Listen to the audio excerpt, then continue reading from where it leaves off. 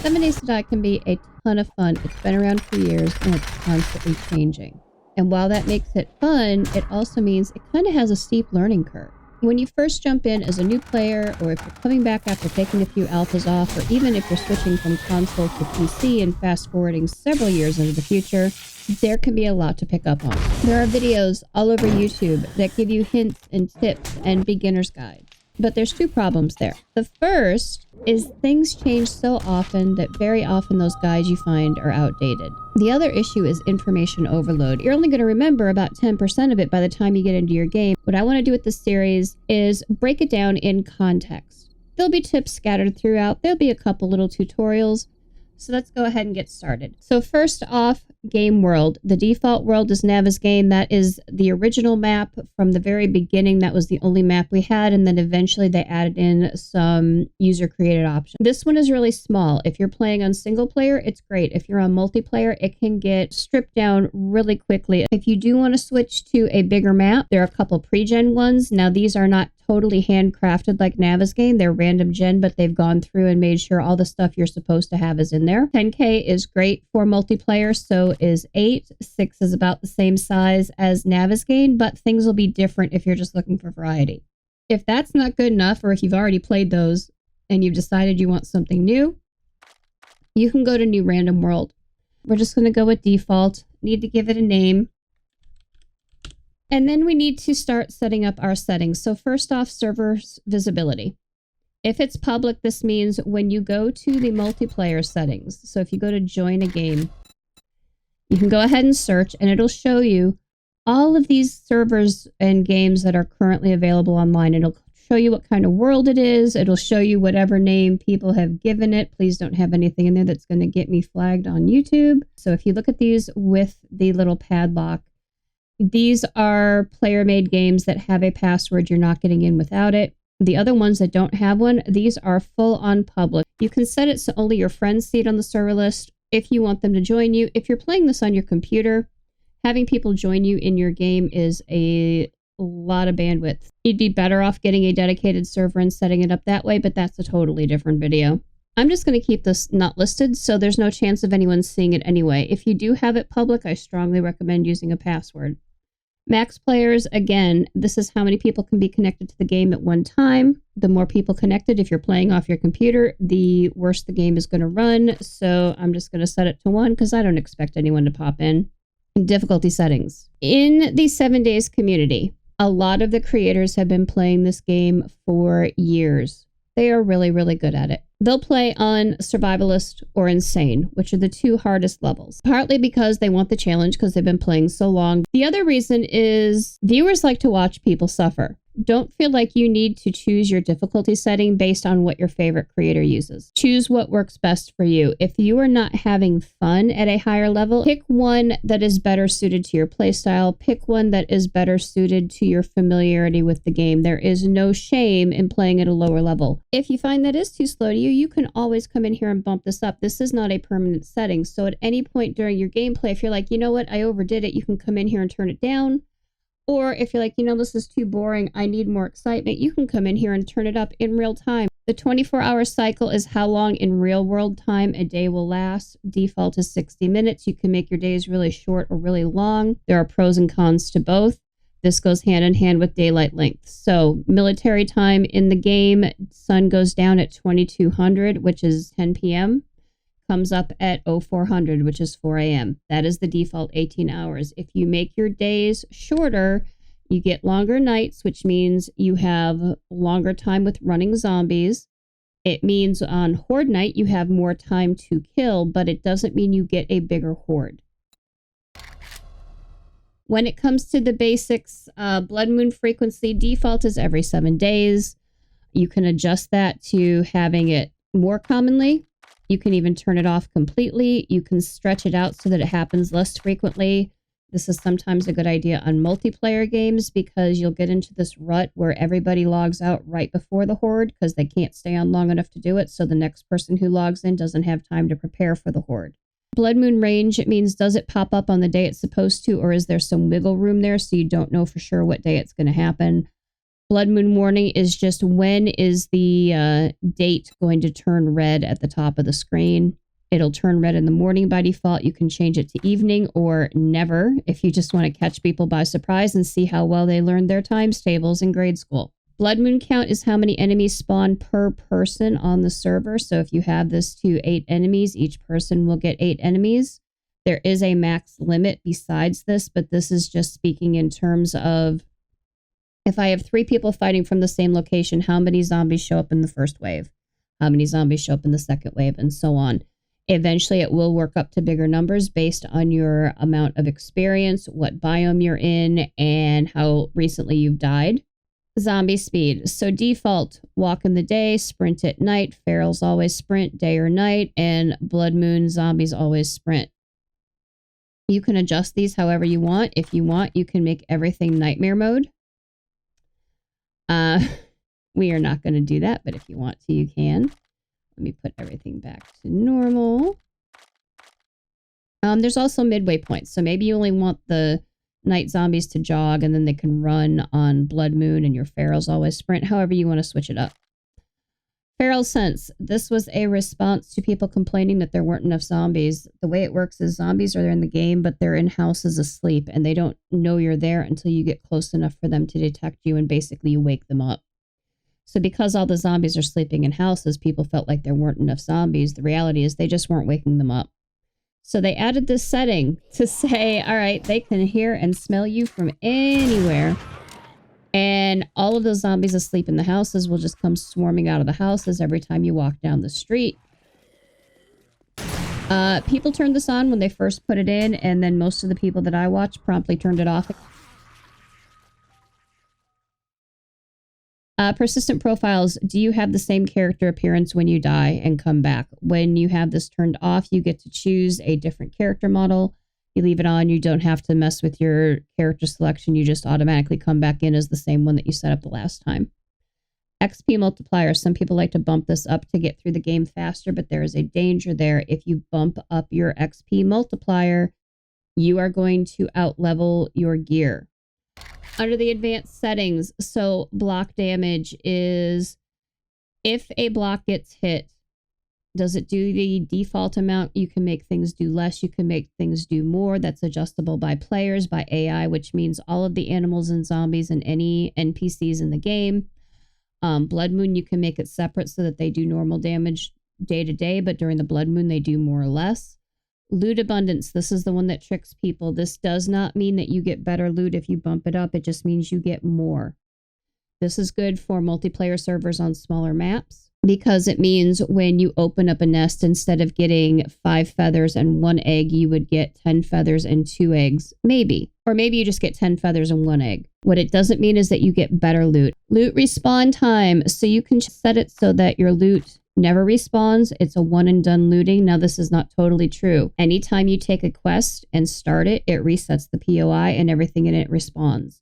So you still can get your loot back that way. But this just means naturally in the world, if you loot somewhere, go away, come back a week later, will the loot be there again? And this is adjustable again by how long it takes. Areas that you travel frequently, like the trader or your home, those containers will not respawn unless that area has been left alone for 7 days. Chunk reset time. So this is a new feature they just added, that if you have places in the world where people have dug holes to do buried treasure quest or dig quests, and now there's this random hole out there that people keep falling into with their bike. If nobody goes into that chunk for a set amount of time, it will restore the chunk to its original state. Haven't really messed with this. I see pros and cons to it. Drop on death, which is what do you keep versus what goes into your backpack when you die. So everything is the default. That means every time you die, you have to go get your backpack to get your stuff back. You set it to 2 bolt only. All the stuff in your general inventory stays on you, but your hotbar goes into the bag. Backpack only is the opposite. You keep what's on your tool belt, but all the stuff in your inventory goes in the bag. Delete all means not only do you lose all your stuff, but there is no bag. It's just deleted completely, and you have to go make or loot all new gear every time you die. Drop on quit has the same options, but the default is nothing, which means when you leave the game, it doesn't affect your inventory in any way. Enemy spawning on and off. You can actually turn the zombies off if you want to work on a complicated build. That goes hand in hand with creative mode. If you turn this on, it gives you access to the creative build menu, which has a bunch more blocks and options than you have in the regular game. Airdrops. These are boxes that fall out of the sky. They are dropped by planes. Don't ask me who flies the plane. We don't know. We just know they fly over every 3 days, or they fly over every day, or they don't fly over at all. It's up to you. But that spawn is going to happen near a player. So if you're 2 kilometers out from your home on airdrop time, that plane is going to fly over 2 kilometers away from your home. You're going to see it fall out in the middle of nowhere. And if you don't pick it up while you're out there, you would have to drive all the way back out there or run all the way back out there to get it. Mark airdrops puts a marker on your compass at the top of the screen. The markers reset when you log out. So when you log back in, you will only see new airdrops. You won't see the ones that were there the last time you played. Multiplayer options. If you are playing multiplayer off your computer, you can adjust friendly fire options. So for this option to kill allies only, or this one, kill strangers only, you have to actually friend each other in game. You don't have to be partied with them, but you have to add them to your friends list. If you don't add them to your friends list, they are counted as strangers, which means on this setting, you can kill them. Claim size has to do with the land claim block that you spawn with, and you can also create one if you lose it or you need to drop it for space. Bedroll, dead zone, same concept. So these will make certain areas of the game protected for you. Bedroll will prevent things from respawning and spawning in the area where you place them. Claim size will do similar, but it'll also prevent other players from interacting with the area on the ground or below the ground. This goes sky to bedrock. Let's go ahead and get into it and see where we end up.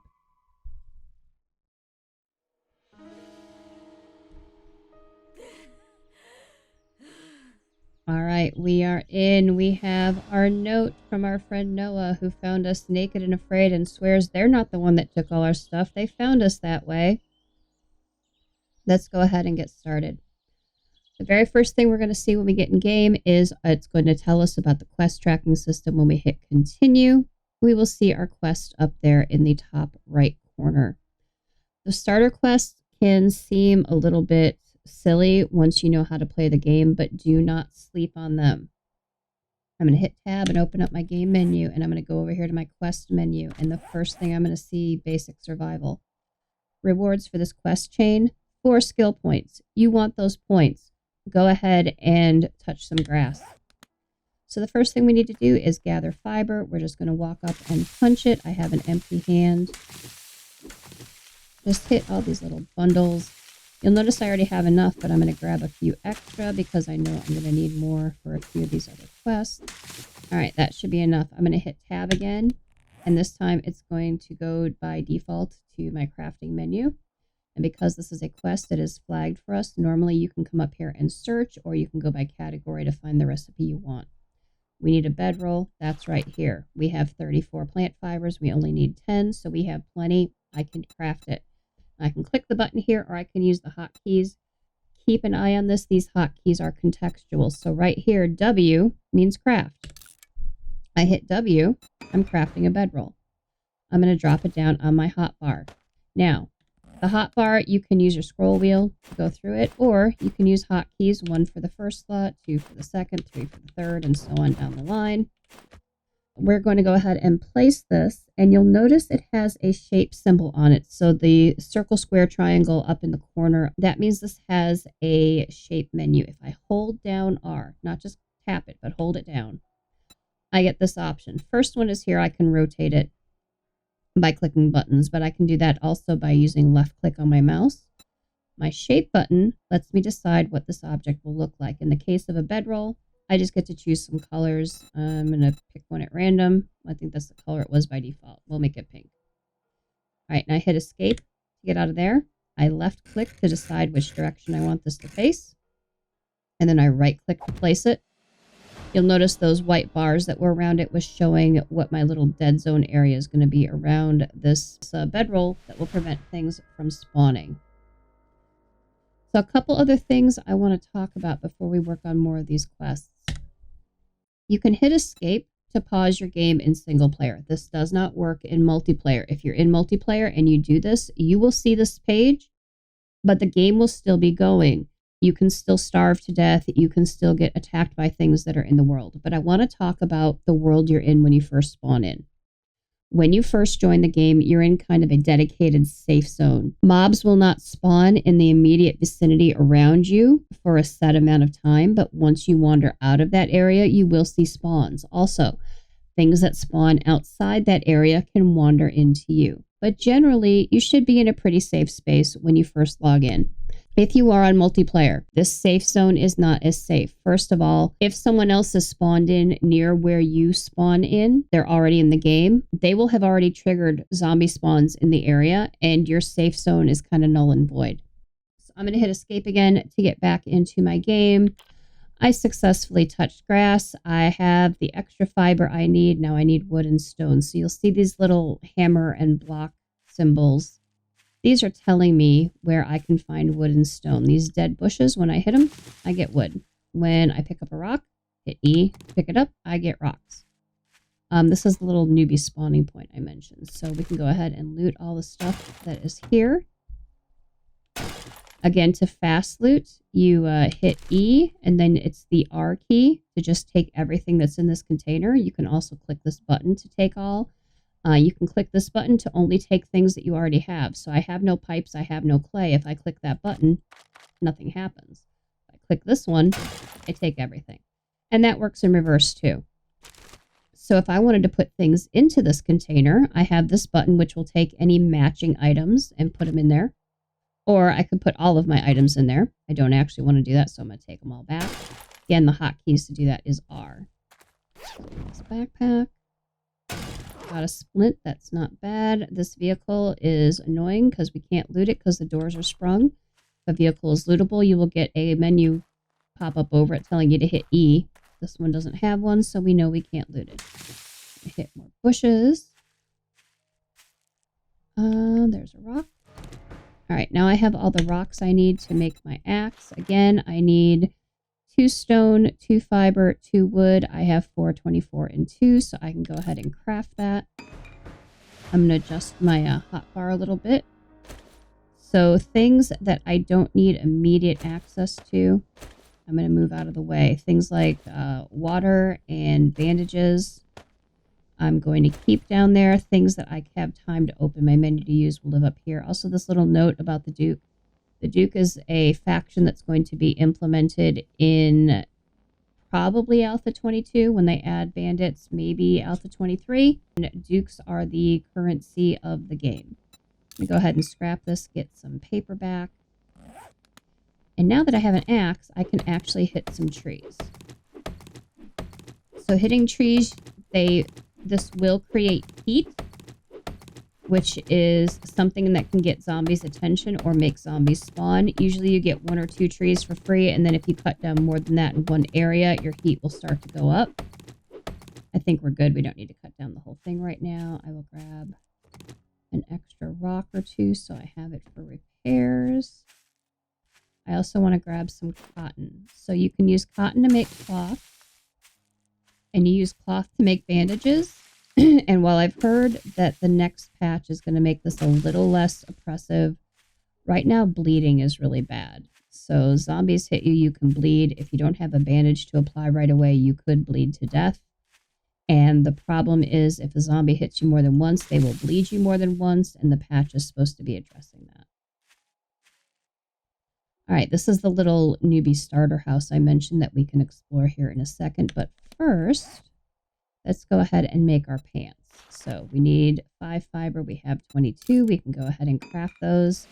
Now, W doesn't mean craft anymore. W means wear. So where are we going to wear it? We're going to come up here and hit our character screen. You don't have to. You could just click this and then hit W or click here and it'll auto-equip it, but you won't see what you look like when you do. This is what it looks like when I wear my pants. I don't have to use the menu. I can drag and drop if I am on this character screen. Works the same way. And when you mouse over, it'll tell you what goes in what slot. We could make more fiber clothes, but that would be a waste because I know we will loot some of this other equipment and it will have better stats than this. This gives us 2 cold resist, 1.7 heat resist. This is bare minimum. And reality is we're in the pine forest. We don't really need cold and heat protection here. That is more for the other biomes where weather has an effect on you. Another thing to point out while we're here. This little overcoat right here, you'll see the symbol up here, death penalty XP protection. We have 6 levels where we don't get punished when we die. Once we hit level 6, we will then be held accountable for the errors of our ways. But until then, it's kind of a free pass to die as much as you want and not have to worry about it. Let's finish working on these quests before we mess with that house, because we are going to need a weapon. So I do have enough wood already here. I have 54, so I can make that club that only needs 5. I'm going to add it down here. Something I'll point out, the torch is a weapon. It's a light source, but you can also fight with it. It takes a lot of hits. It doesn't do a whole lot of damage. So it does 10.2 melee damage compared to our little club does 12.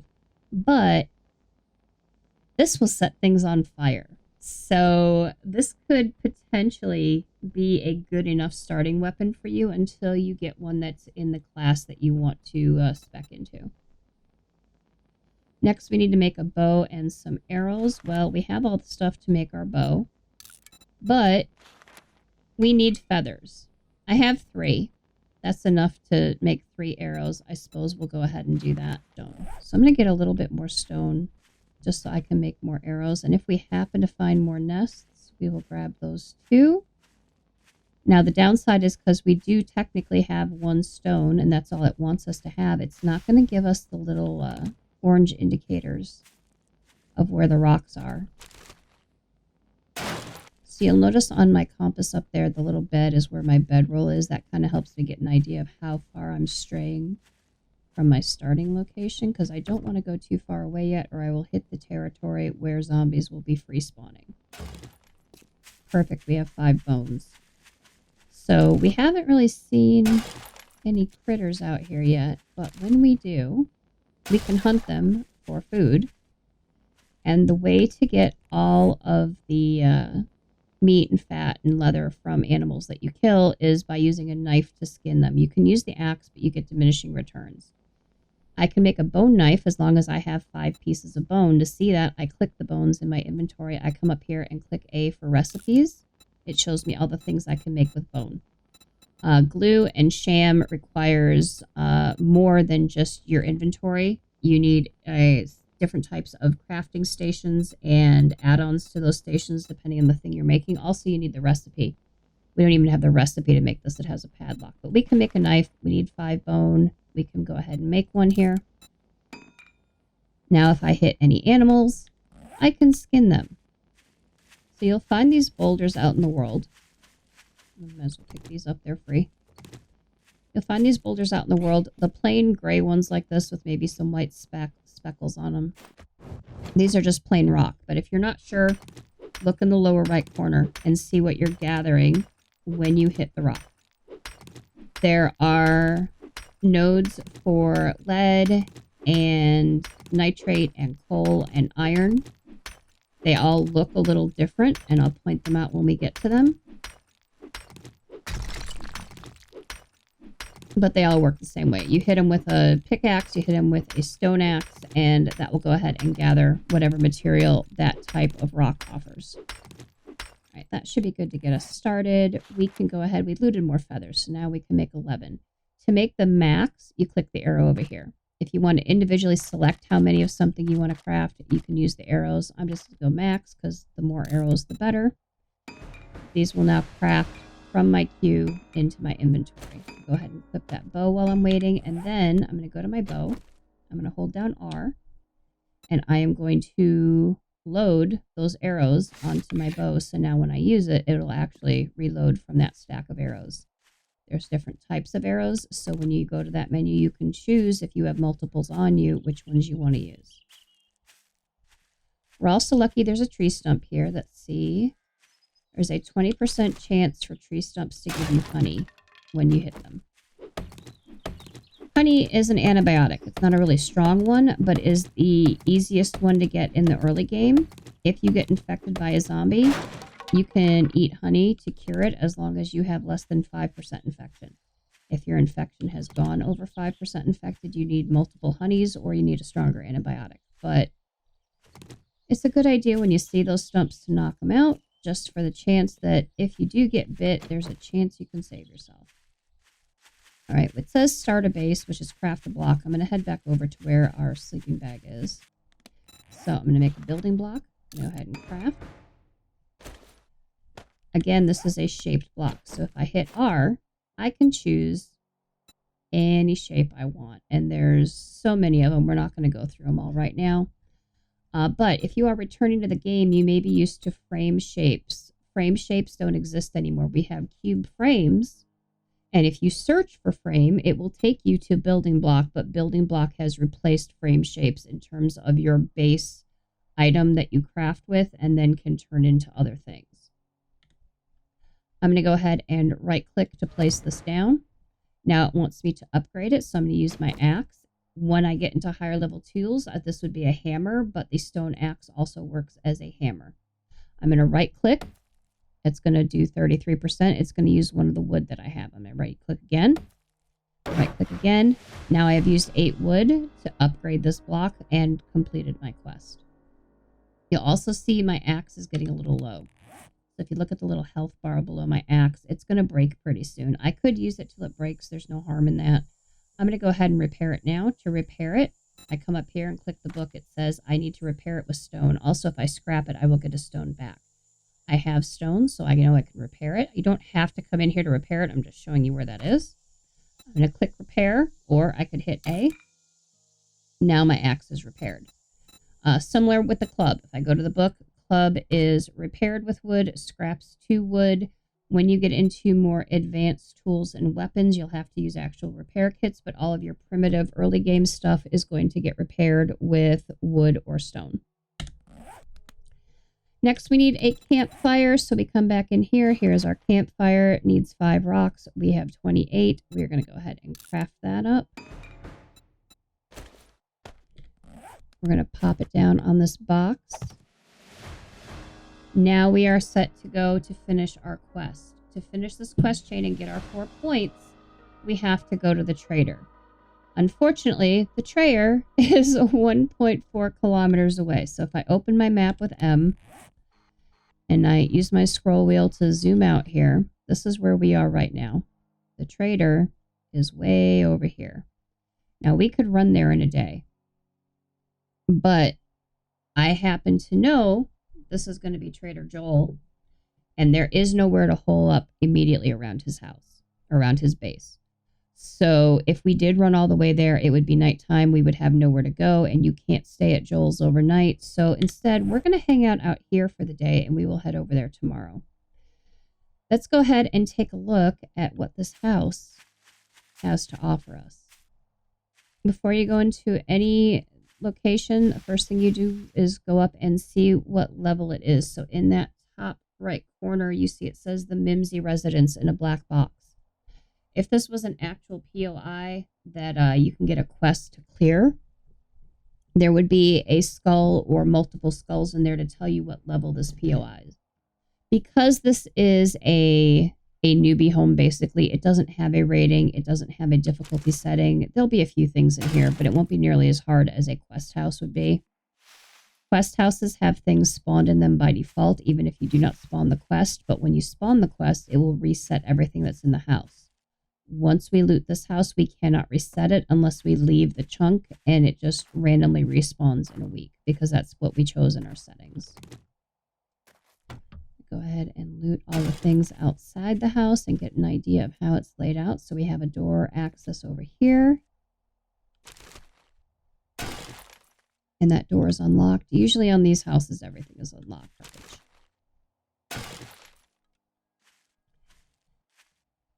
Alright, pretty straightforward. We can see into this room. Is there anything in there?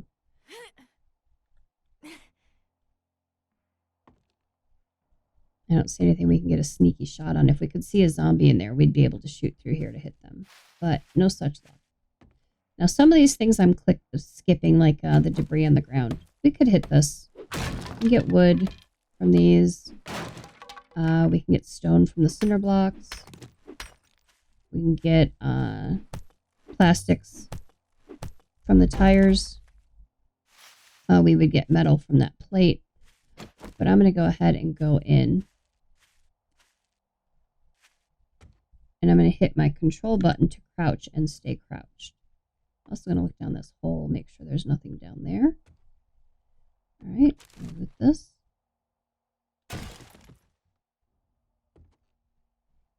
Typically, my approach, especially in the early game, is I want to clear before I loot.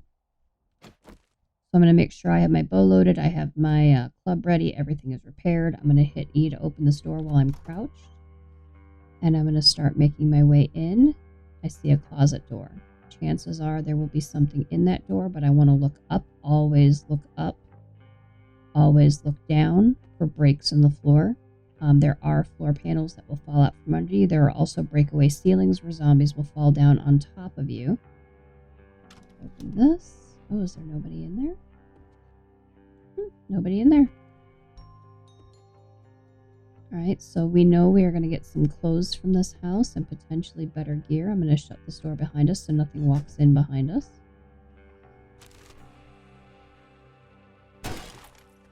Alright, I'm going to avoid stepping on garbage because it will make noise when I'm sneaking, but I can hit it, pick it up. Now if there's glass in there, that will be louder. So we do want to go in there later. I'm not going to mess with it right now because I want to make sure we're clearing.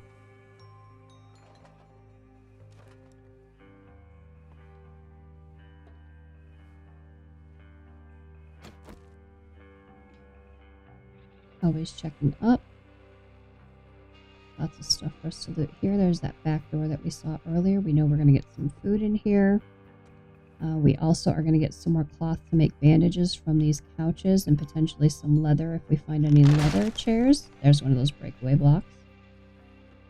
I'm going to walk up the center of these stairs. That way if there are breakaway blocks, I won't fall through them. And I'm going to hit these so they don't make noise when I climb up.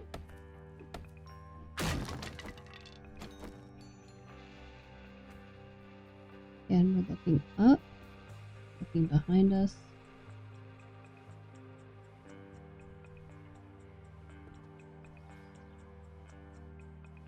It may be that this house is totally clear.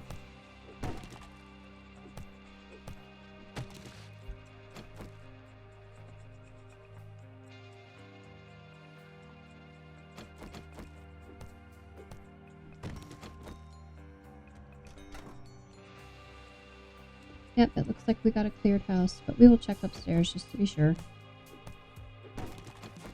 So here's that hole we saw from down in the living room. Some more loot over here. I'm not seeing a way up. A lot of times when you have these breakaway ceilings, it will be intended that you climb on something to jump out up onto the roof, but I'm not seeing that here. Oh, there's our zombie.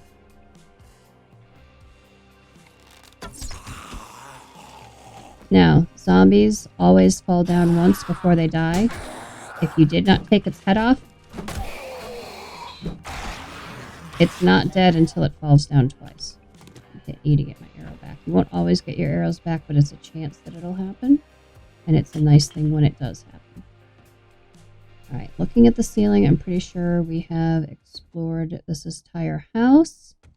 So now we can start looting. I hear something walking outside. So before I start hitting things, let's run down there and greet our new neighbors.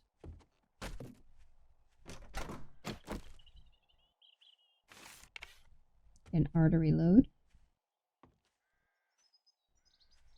There she is. Now, bows are horrible when you don't have any points in them. So you have to kind of get used to where to aim and how they work, and they're not always going to kill in one shot. After you get some skill points, see, like that. Get some skill points, things will get better. I'm just going to use a club. There we go. Get my arrow back. And I think that's the only one I hear walking around out here. Close the doors again. I can repair these. I have the wood on me. So now they can't see in through that door. It got a little bit darker in here, but it got a little bit safer. I can go ahead and pop this door since we're down here. Now, if I had lockpicks, for certain locked things, you can unlock them, not for doors, but for other items. That's what's called a plug. You'll watch for it when you see a wall panel that doesn't quite fit the rest of the wall. When you hit it, usually there'll be something behind it. Sometimes it'll be the quest item you're looking for. Sometimes it'll just be stuff. Yeah, we're stealing the toilet paper.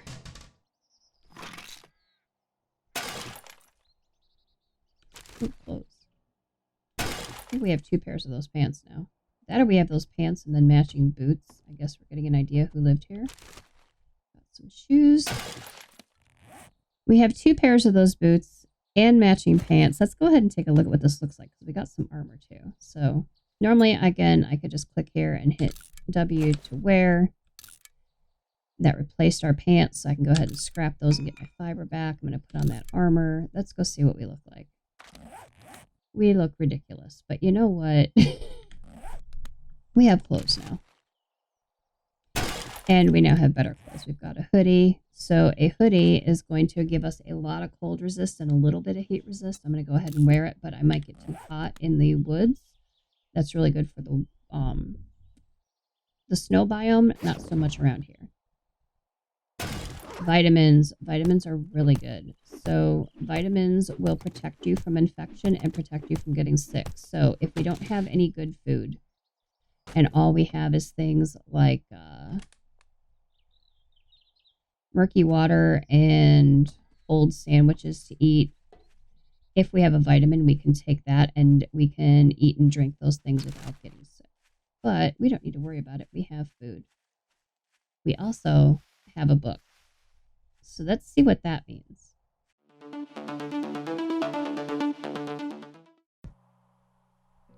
There's 3 types of reading materials in 7 Days to Die. The most recent is magazines, and the way these work is you read the magazines to increase your crafting skill to unlock new recipes and make better quality items of lower recipes. There's over 1,800 of these books in total, and you need to read anywhere from 20 to 100 of each individual title to unlock all of the skills that are in a certain category. Next, we have books, and the books give you perks and bonuses to different types of skills. These used to also unlock certain recipes. They don't do that anymore. Now they will give you unique abilities and bonuses in the categories that they're assigned to. There are 7 unique books of each type. So Volume 1, Volume 2, Volume 3, and so on down the line.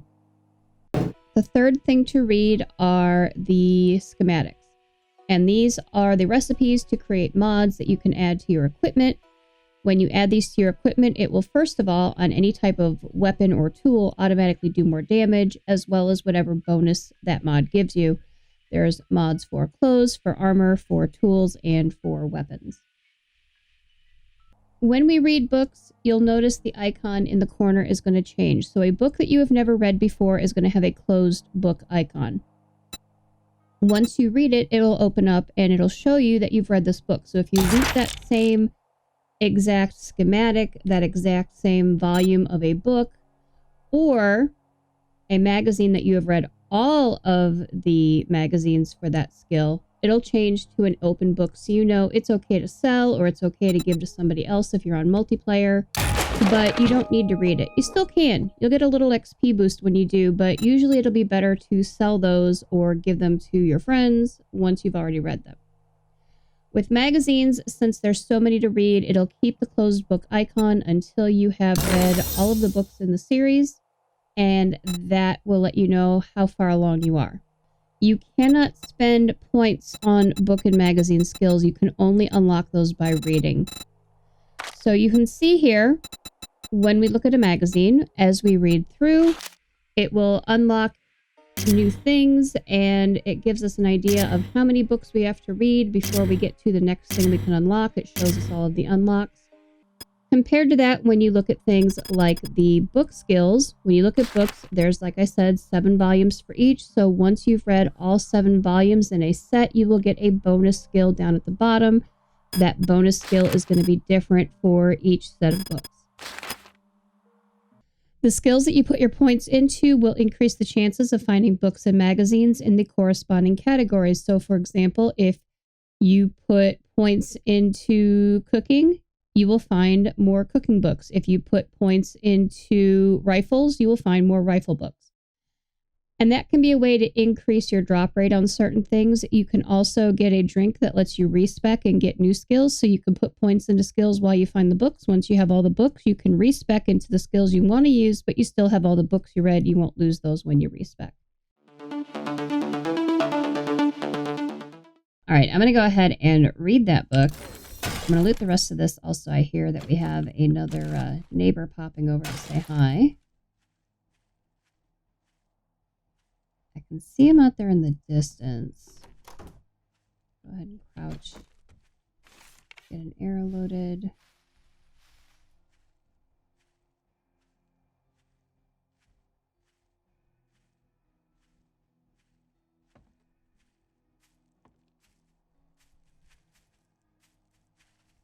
I will say, if you're not someone who plays with a headset, if you just play off your computer sound, you are at a little bit of a disadvantage depending on your setup. Those directional cues can be such a huge help sometimes.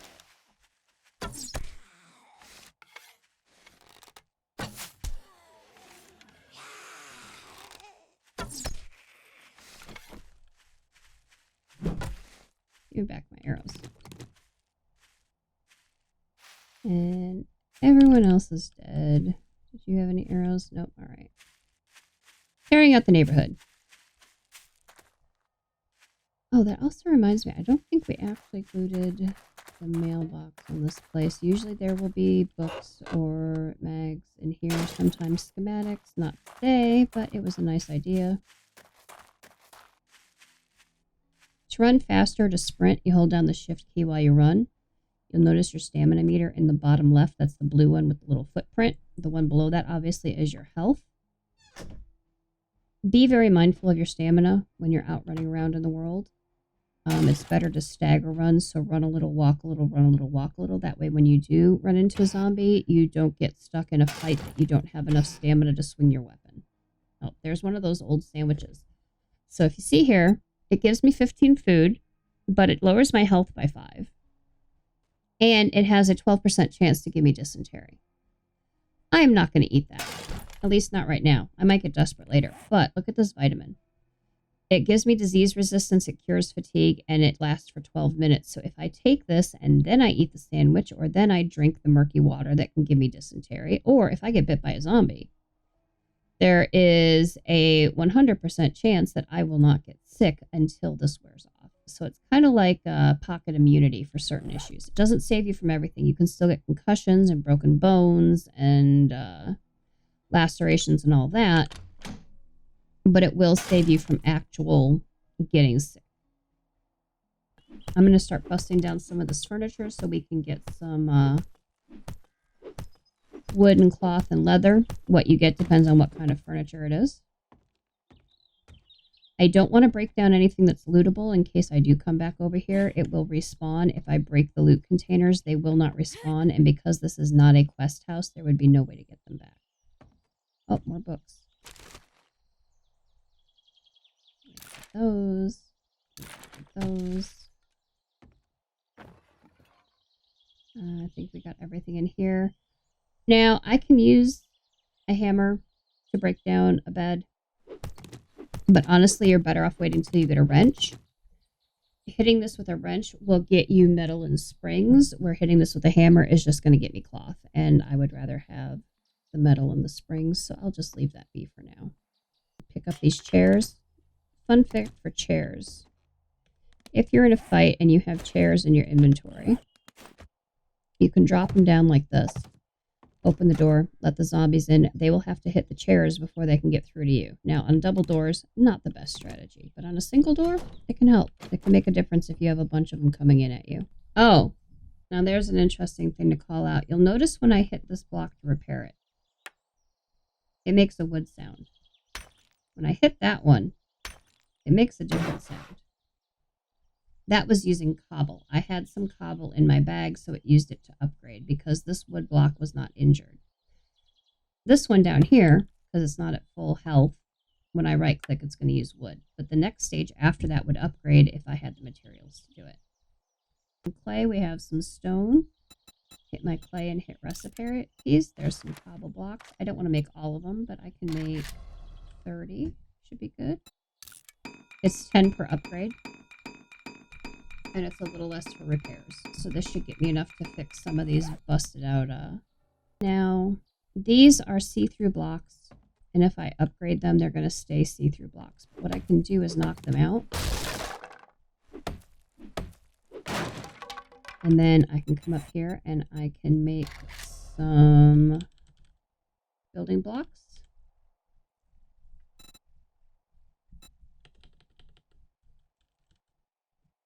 I can make some building blocks.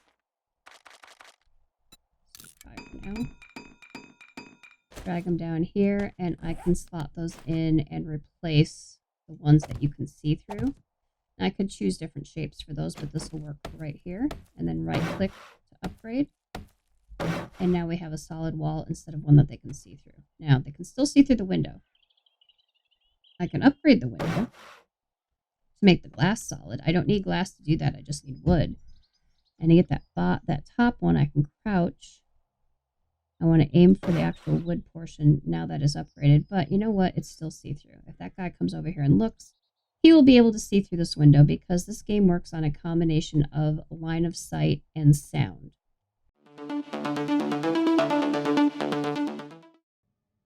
So our testing ground this time is a completely sealed room in the desert. There is no light getting in from the outside, and we're doing this to take a look at how light works, how heat works, and how sound works. So right now I am crouched in the dark, and as I am walking over different materials, you'll notice that my stealth meter doesn't really change based on the material. It goes up and I'm a little more visible when I'm moving, and then each time I stop, it resets back down to 1. So in this situation, I'm not really worried about being seen. I'm not worried about light. What I'm worried about is heat. And if you want to know how much heat you're generating, there is a way to see it. So heat happens anywhere that you do something that would get a zombie's attention. The chunk that you're standing in on the map and then the surrounding chunks will get a tick up to how much heat they have. To see that, you can hit F1 to open your debug menu, type DM to turn that on, and then escape F1 to get out of it again. Hit F8 once and it'll bring up your FPS. Now you can do that in debug mode or out, but if you hit it a second time, you will see your heat per chunk and how many events you have. I can go ahead and turn off debug mode now, and that will stay there. I just have to have it turned on to turn it on. So as you can see, running back and forth, even standing up, is not doing anything to generate heat.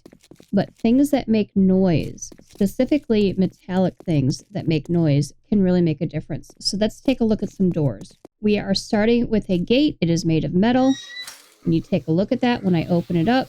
There we go. We have an event. Also, the neighbors heard it. I'm going to go take care of her real quick. So now we have a door. It is made of wood. When I open that up, nothing happens. It doesn't add an event. How about this next one? It is a closet door, no events, a reinforced regular outdoor door. Now it gives us an event. And then finally the steel door, you know, that one is going to give us an event as well. So we have 3 events. We haven't really built up a lot of heat. You need 100% for it to spawn a screamer. But it is good to be aware of how much you have because there's also a mechanic that can spawn extra zombies if you are cheating it a little too often. And you'll notice here these same items, the ones that do generate heat, when I close the door, it gives me a second dose. So if you have iron doors and gates and things like that around your property, you need to be aware every time you enter and leave your base, open and shut the door is going to give you 2 events. The other thing that can do this is fire. So open flames, flickering flames will generate heat. You'll see that popped up there.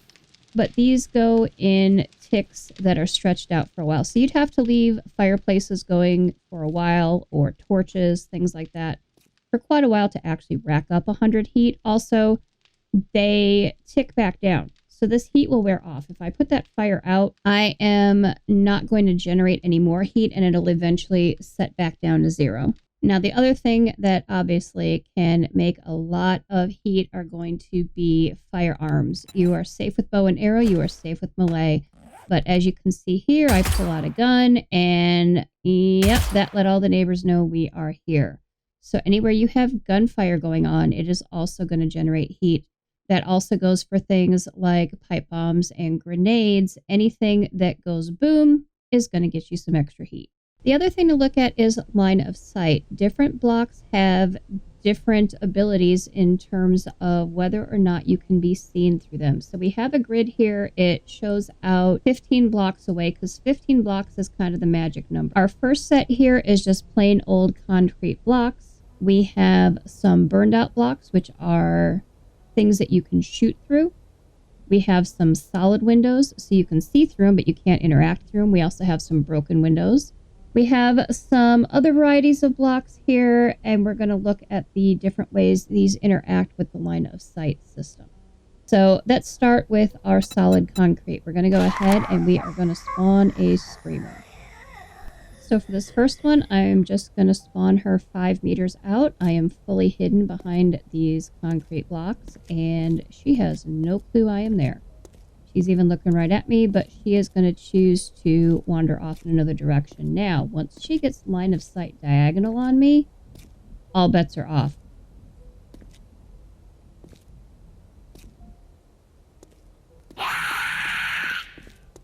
Now she knows I'm here. Now she is not happy about it, so let's just make her go away. Let's also spell it correctly. Alright, let's try going 10 meters out. And this time, she has a little more room to wander, but again, she can't see me through these blocks. There is no line of sight. She doesn't know I'm here. I'm not even crouched right now, and I'm in full daylight, light of day. She has no clue I'm here because she cannot see me. In contrast, let's see what happens when we use some of these burned out blocks, which are completely see-through. You can even use these above underground farms to let sunlight through, and you can grow crops down at bedrock if you want to. So starting at 5, it doesn't even hit the ground. She is already mad at me.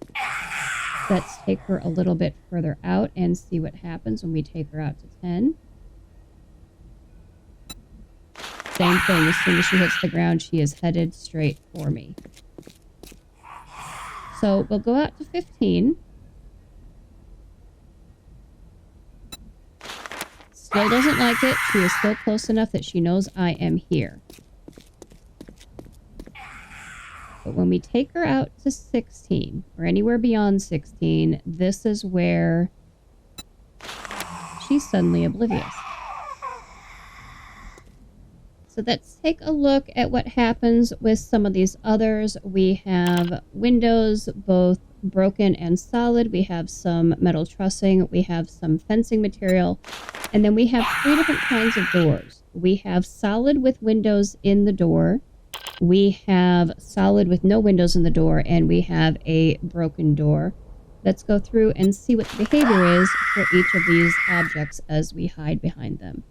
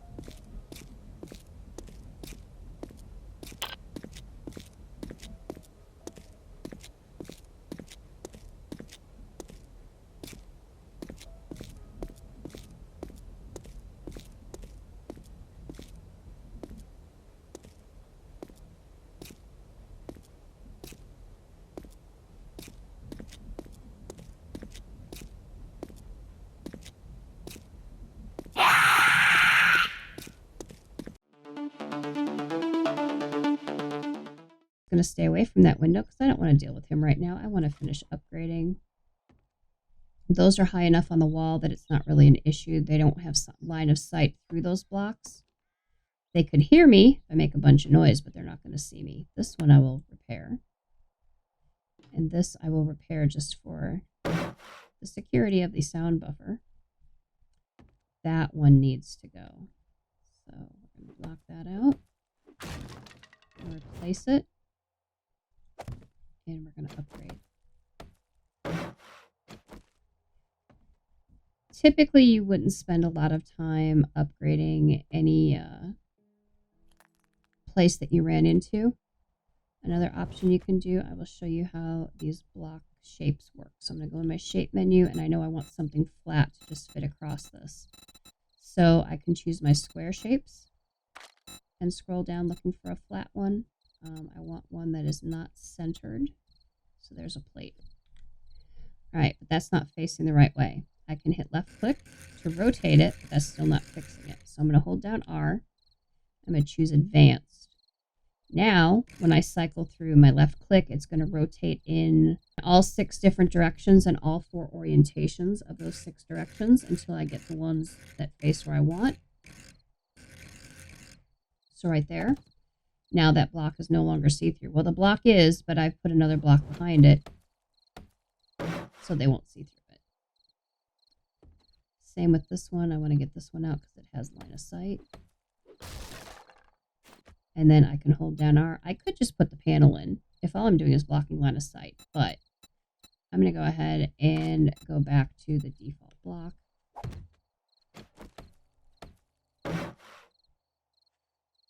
I hear someone. Is that still our little guy outside?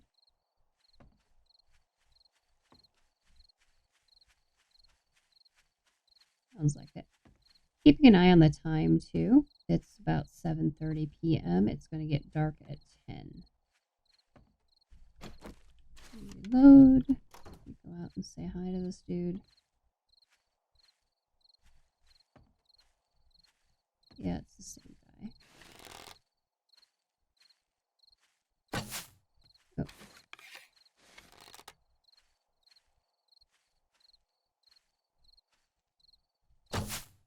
There we go. And I'll go see if I can get my arrow back. It's not a guarantee, but it's always worth looking if you have the ability to look. Nope, no arrow. But I can pick up more stuff while I'm out here. Let me take a look. I should get more wood. I'm going to need that for reinforcing. Well, there's something we need to think about. I'm getting low on stamina because I'm starting to get thirsty. Also, I'm hungry. So the green and blue bars down at the bottom there, the green one is hunger, the blue one is thirst. And once they get below 50%, they're going to start yelling at me, which is going to be pretty soon here after I cut this tree down. So we need to figure out what to do about food. The one thing I was hoping we would find in this house that we didn't is a cooking pot. You need a cooking pot to boil water. So right now, we have 2 usable drinking water there on our hot bar. Throw my campfire in the kitchen here. So new one.